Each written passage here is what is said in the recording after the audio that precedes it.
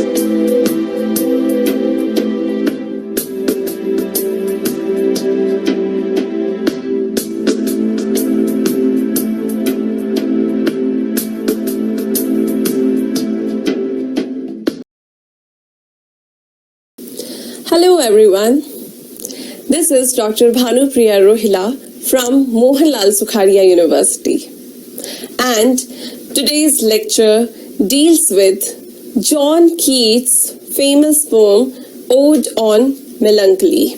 The poem is a part of the fourth unit of the paper British Romantic Literature, as per the CBCS syllabus run by Utkal University for semester 3 of BA English Honours. The present poem is one of the major odes written by Keats, which are still considered remarkable literary pieces of the Romantic literature. Now, before we move on to the text of the poem, let us first get familiar with John Keats. Although we have discussed him already in the first unit of the syllabus, but here I would like to discuss him in detail so that it will be easier for all of us to understand both the poems which are there in our syllabus. This is John Keats, whom we have discussed as the second generation poet of the Romantic era. So John Keats was born in 1795. Keats lived for 25 years only, but the magnitude of his life can be mapped through his literary works. He was trained as an apothecary, and thereby he was both a poet and a physician. But later on, he devoted himself completely to poetry. He wrote around 54 poems, including sonnets, odes, ballads, lyrics, and others. He was closely associated with Charles Clarke and Leigh Hunt. Both of them were among the most prominent and significant figures of the literary world of the time. And Leigh Hunt was the founder of the famous newspaper, The Examiner. Keats wrote several letters to Hunt, and those letters have his poetic philosophy and his ideals. His letters have been of great help to the scholars and the critics to understand his philosophies and his poetry. He died of tuberculosis at Rome in 1821. Just like his contemporary Shelley, Keats was also known for his love and passion for beauty and ancient Greek culture. But the two poets were different in their approach. Shelley was a revolutionary and had a futuristic vision for beauty. Whereas, on the other hand, Keats found beauty in past. For him, the ancient times and cultures stood as the idea of beauty. Keats published his first volume of poems in 1817, but unfortunately it gained no attention of the contemporary scholars. His sonnets, like Chapman's Homer and Sleep and Beauty, are the only notable works from it. In 1818, he came up with Endymion and was criticized ruthlessly by some magazines and periodicals because of his license with Leigh Hunt. Thereafter came Lamia. Both Endymion and Lamia are inspired from Greek mythology.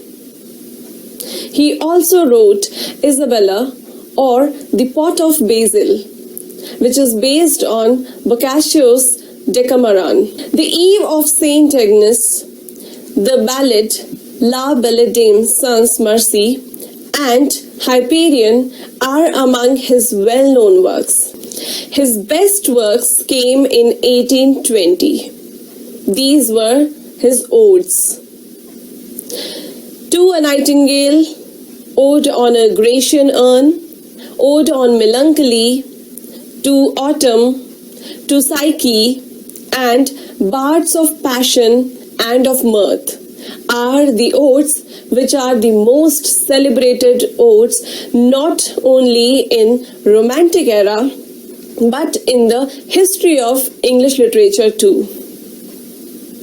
His poetry, characterized with its sensuousness, Hellenism, medievalism, and its seriousness, has always been praised by the scholars and critics of all the times. He had a great sense of beauty, and therefore he found beauty in everything. Like he found beauty in past, in nature, in medieval romances, in Greek myths, and other things too. His pictorial imagination was remarkable. His language has been rich and refined, and this enhanced the sensuousness of his poems, which means his poems appeal to the senses, even the touch, taste, and smell. This was about the poet John Keats. Now let us move forward and discuss the poem of the day, Ode on Melancholy.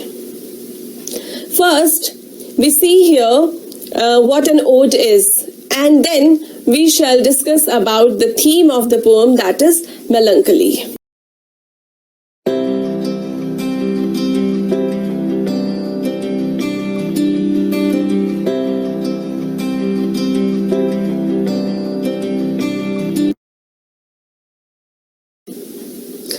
What is an ode? An ode is a lyrical poem which is mostly addressed to someone or something in order to praise it or to glorify it. This was originated in Greece, so it was a Greek form of poetry, and it was used to celebrate victories, kings, and other things. The odes were mostly sung with musical accompaniments, and lyre was the most common instrument played with it. But it was not a rule, so they could be sung without the instruments as well. The traditional or the classical ode is structured mostly into three parts. These three parts are strophe, antistrophe, and epode. These are the small lyrics or the verse units of the ode. Later on, there came other variants of ode into being, and thus there are three types of odes. First is Pindaric ode, which is named after the Greek poet Pindar. Then there is Horatian Ode, named after the Roman poet Horace. And then comes the Irregular Ode, which follows neither Pindaric nor the Horatian style of ode. But in total, odes are poems or lyrics which are written to celebrate someone or something using highly elaborate language to express very sincere emotions and feelings towards the person or the event or the thing. Therefore, they are ceremonious and formal in tone. This form of poetry was very popular among the English Renaissance poets, and later on the Romantic writers also popularized it. In your syllabus of this paper, you have two odes by Keats, and he mostly used the irregular form of odes. And the first ode, that is on melancholy, which is celebrating a mental state or a condition using the Greek mythological references, and the second one is addressed to an object, that is an urn or a vase there. Now, let us move on to the topic of the poem now.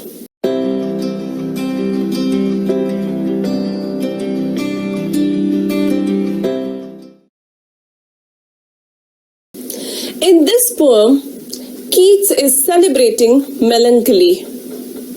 So, melancholy is basically sadness. Since ancient times, melancholia has been taken as a part of medicine and is considered as a bile disorder which generates sadness in a person. In literature, several works have talked about this mental state of mind which is unavoidable in human life. But in literature, it has been presented as an aesthetic emotion which is beyond just sadness. There can be many other emotions included in it, like love, longing, grief, and so many others. Literature has mostly looked at the positive aspects of this negative human emotion and has not denounced it completely. Sadness, pensiveness, gloom, sorrow, and darkness are a few words that typically represent the mood very appropriately. In several works of literature, this emotion has added beauty and sensitivity. From Renaissance to the present, this emotion in literature is a well-received and desired emotion. We can see Shakespeare through his melancholic jakes in drama, Robert Burton in his book Anatomy of Melancholy in prose, Milton in his poem Il Penseroso in poetry, and several other novelists in their novels have successfully portrayed this emotion. These are just a few examples from among the popular works of literature. So we can say that in literature, the beauty of this emotion has always been there, and Keats also in this poem has portrayed it as something which should be celebrated and should not just be condemned or criticized. Keats is known as the poet of beauty and sensuousness, but his idea of beauty is related to life. He in this poem has resorted to a very similar standpoint to his other poems, wherein in Ode on a Grecian Urn, he emphasizes on the impermanence of beauty in real life. He talks that things, emotions, passions, and situations are transient and changeable and subject to decay and deterioration. This changeability or decay in the end leads to a burning forehead and a parching tongue. The very state that he refers to the physical characteristic of melancholy in this poem as the pale forehead in the first stanza. Then in his another work, Endymion, where he opens up with "A thing of beauty is a joy forever," which is a very famous line in literature. Keats here is talking about the joy of beauty. It is interesting to note that here in Endymion, the impact of beauty is a permanent thing for the same poet who speaks of both beauty and joy as impermanent in Ode on Melancholy. So this in itself is an acceptability of the changeable nature of human emotions. In this Ode of Melancholy, he stresses that every joy, beauty, nature, and every emotion of delight has melancholy at its core, and that is the essence which is to be accepted and embraced.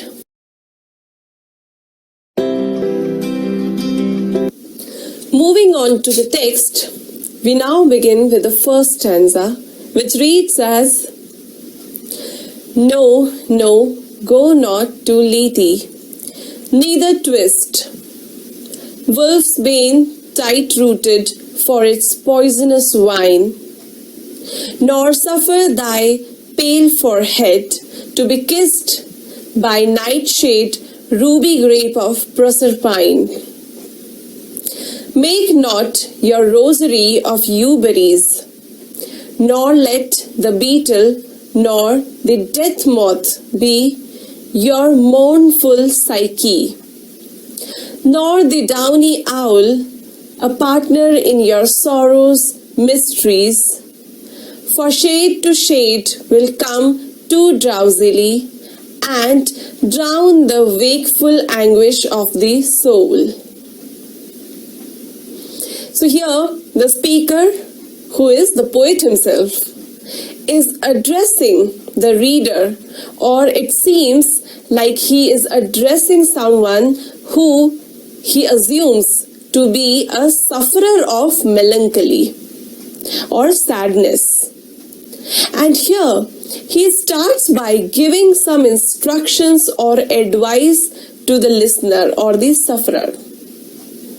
He tells such a person not to do certain things. He begins the first line with the word "no," that too twice for emphasizing it, and says not to go to Lethe. Lethe is a Greek word for oblivion, which means forgetfulness. And here it is also an allusion from the Greek mythology, according to which it is one of the rivers of Hades, the underground or the infernal region. And whoever drinks its water, they forget their past.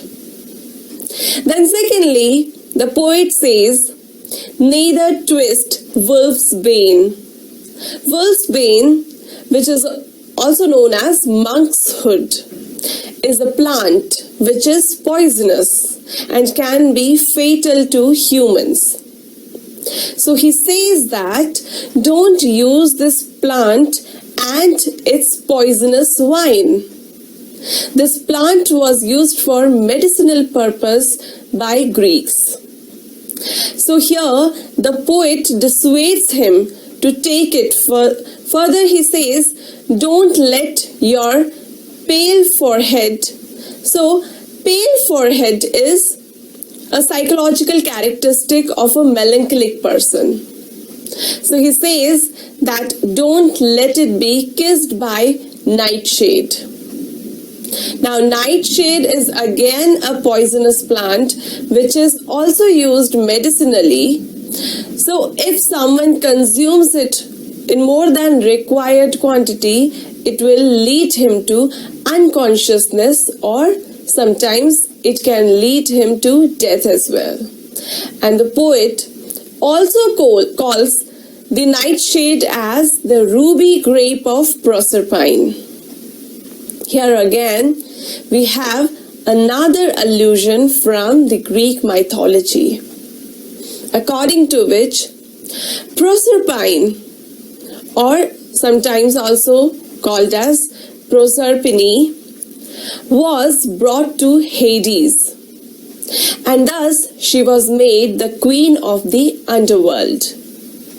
She was the daughter of Demeter, who governs all the seasons, and thus seasons and fertility are both associated with Proserpine as well. In Roman culture, Proserpine is the goddess of wine. So here the poet calls nightshade the ruby grape of hers. And grapes, as we know, are wine metaphorically. And thus, if the sufferer drinks the wine made of nightshade, he will go to the underworld. Or in other words, he will die. The wine will kill him. So the poet warns the sufferer against drinking the sparkling wine even if Proserpine allures him.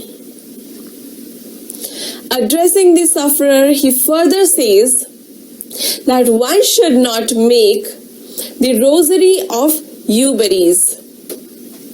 So euberries is again another poisonous plant. Though it has a sweet tasting fruit, but here the poet is referring to probably the rest of the tree, since the rosary is made of the wooden part of a tree. And what is the rosary? So rosary is a necklace-like string, mostly made of wooden pieces, to be used while worshipping and for counting prayers. So he says that don't make a rosary of a poisonous plant, since it will be of like praying to death, and nobody likes to pray to death. So we see that the poet has referred here to several poisonous plants. All these plants are used as medicine too, but at the same time they are taken, if they are taken in more than required quantities, it may kill a person. And it is very common that a melancholic person uses all these as remedies against their sorrowful mental state, to numb the pain of heart or mind. That is why the poet here advises the melancholic person not to seek any refuge in any of these remedies. Continuing this, in the next line he says, nor let the beetle nor the death moth be your mournful psyche. That is, don't let the beetle or the death moth.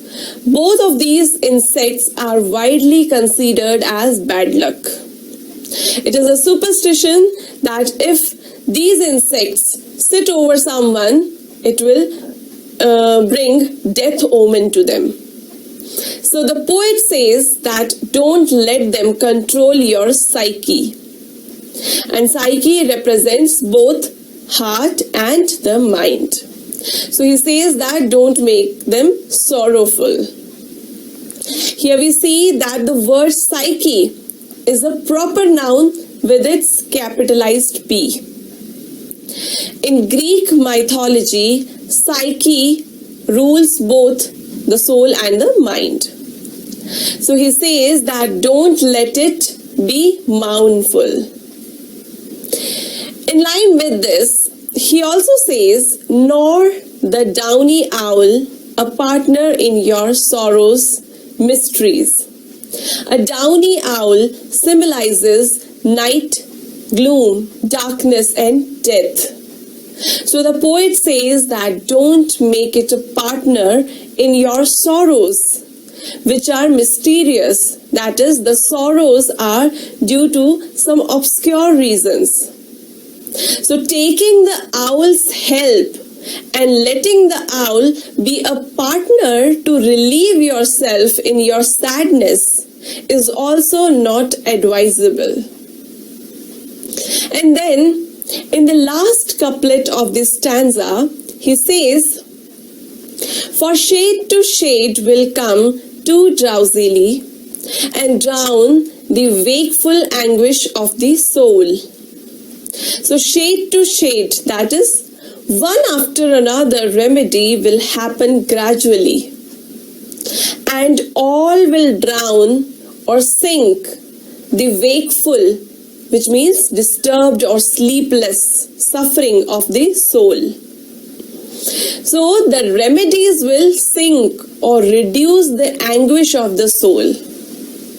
Here in the first stanza, the poet advises the sufferer not to go for certain remedies in which he says that will give a temporary relief to the sufferer from his sorrow. But he advises him to go against it, which is quite surprising why the poet is stopping the sufferer to take any medicines or remedies to lessen the pain of the soul or cure his melancholy mood. Probably we will get the answer in the coming stanzas. Now, moving on to the second stanza, Keats says, but when the melancholy fit shall fall, sudden from heaven like a weeping cloud, that fosters the droop-headed flowers all, and hides the green hills in an April shroud. Then glut thy sorrow on a morning rose, or on the rainbow of the salt sand wave, or on the wealth of globed peonies, or if thy mistress some rich anger shows, imprison her soft hand, and let her rave, and feed deep, deep upon her peerless eyes. So, the first stanza talked about what one should not do to deal with melancholy. And here, in the second one, he creates a contrast from the first one and says, but when the fit or the spasm of melancholy will fall suddenly from the heaven, it will be like a weeping cloud. So here he uses the simile of weeping cloud for melancholy. A weeping cloud that fosters, that nurtures the droop-headed flowers, that is dull-looking flowers. So although the cloud is weeping or crying out of sorrow, but still it nurtures the flowers, which are dull, and further hides the green hill in an April shroud. Shroud is the fog and mist that dwell upon the green hills in April. Then he says, glut thy sorrow. So glut is to eat or to feed. So in these lines, he says that feed your sorrow or feed your sorrowful soul on three things. The first thing he says is a morning rose. So the morning rose is one of the most beautiful and refreshing things in life. But it does not last long. Its freshness dies as the day approaches. Then he says, or glut thy sorrow on the rainbow of the salt sand wave. Here the salt sand wave is to signify sea or the ocean. So this is the rainbow of the sea that again does not last long. And then the third thing he says is the wealth of globed peonies. So peonies are beautiful small round flowers. So because of their round shape, they are called globed here. And at the same time, the poet calls it a wealth. Peonies bloom in a large number on its plant. So the poet has very appropriately called it a wealth, which again does not last long too. So unlike the first stanza, here the poet advises about what a melancholy person should do. He should look at these beauties which are not permanent. So in contrast with the first stanza, this stanza talks about what the poet suggests the sufferer to do. And in the last three lines of this stanza, he shifts the focus from nature to humans and says, or if thy mistress some rich anger shows. So either you glut your sorrow on the things like rose and rainbow and peonies, or if your beloved shows annoyance to you, then you should imprison her soft hand. That is, you should hold her hand and let her rave, let her glow, and feed deep upon her peerless eyes. Here it shows that the poet is suggesting the sufferer to get passionately involved with the beloved. But this also does not last very long. So Keats again here hints at sensuousness of love, as he does for nature earlier. Now, moving on to the third and the last stanza of the poem, Keats says, she dwells with beauty, beauty that must die, and joy whose hand is ever at his lips, bidding adieu, and aching pleasure nigh, turning to poison while the bee mouth sips. Ay, in the very temple of delight, veiled melancholy has her sovereign shrine, though seen of none save him whose strenuous tongue can burst joy's grape against his palate fine. His soul shall taste the sadness of her might and be among her cloudy trophies hung. He begins this stanza by talking about melancholy who is personified. So here the pronoun she stands for the goddess melancholy.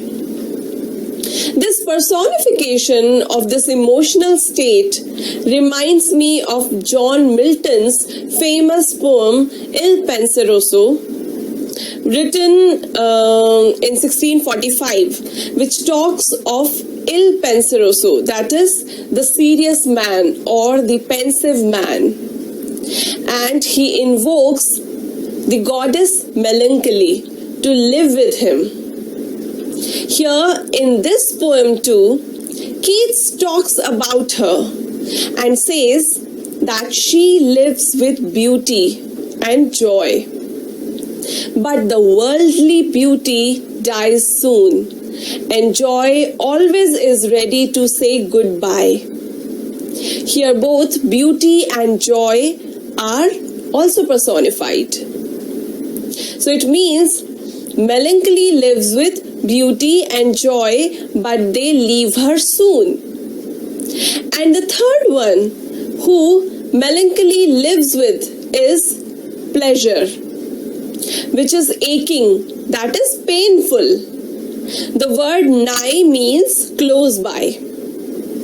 Here, Keats has used oxymoron in the phrase aching pleasure. And the pleasure is turning into poison as the bee sips the nectar. And this is why the pleasure is aching. Following this, he says, melancholy has her sovereign, that is independent, shrine in the temple of delight. Delight is again personified here, and though melancholy and delight are opposite in nature to each other, but again, delight always comes with melancholy. They approach the human beings one after another.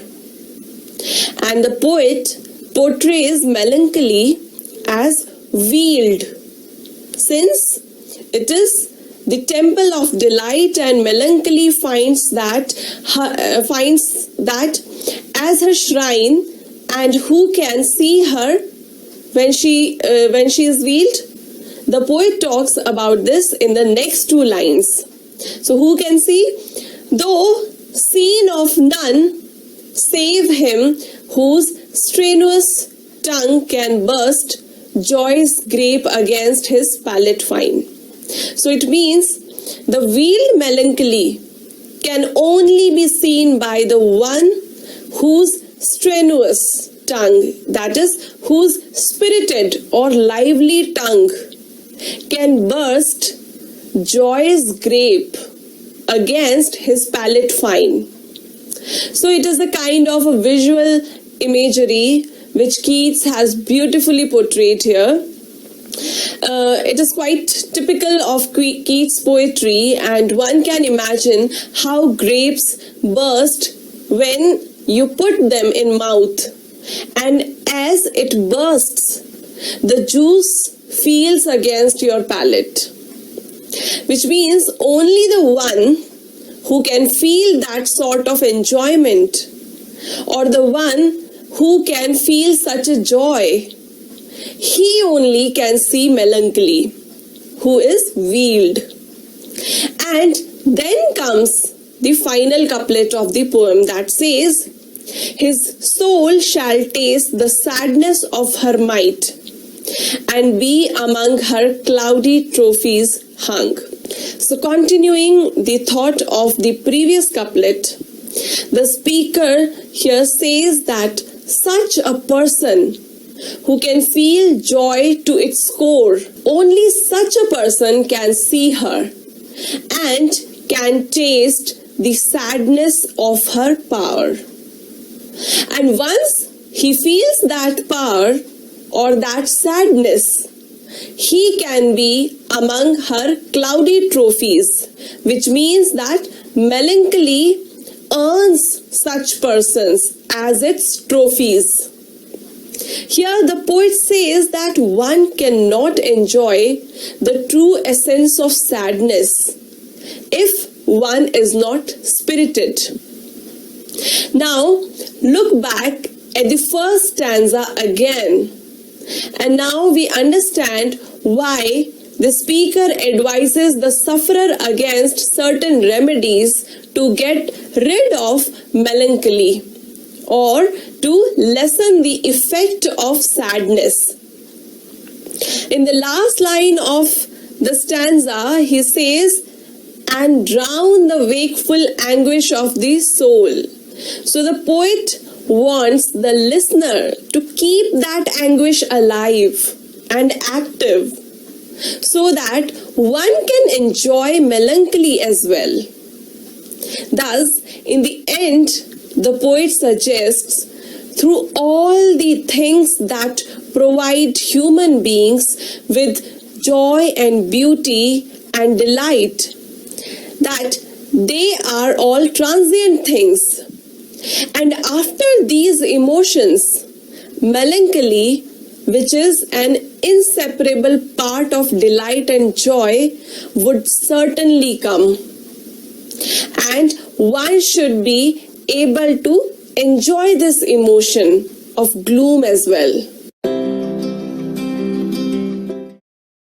Now, let's discuss the structure of the poem. The poem is an ode. And what is an ode? We have already discussed in detail in the beginning of this lecture. And this ode has 3 stanzas, each consisting of 10 lines. The stanzas are divided into 2 parts. The first part is a quatrain having 4 lines, and the second part is a sestet having 6 lines. The rhyme scheme of the first 2 stanzas is AB, AB, CDE, CDE, while the third one has a slightly different rhyme scheme in the last 3 lines of the sestet and comes as AB, AB, CDE, DCE. The meter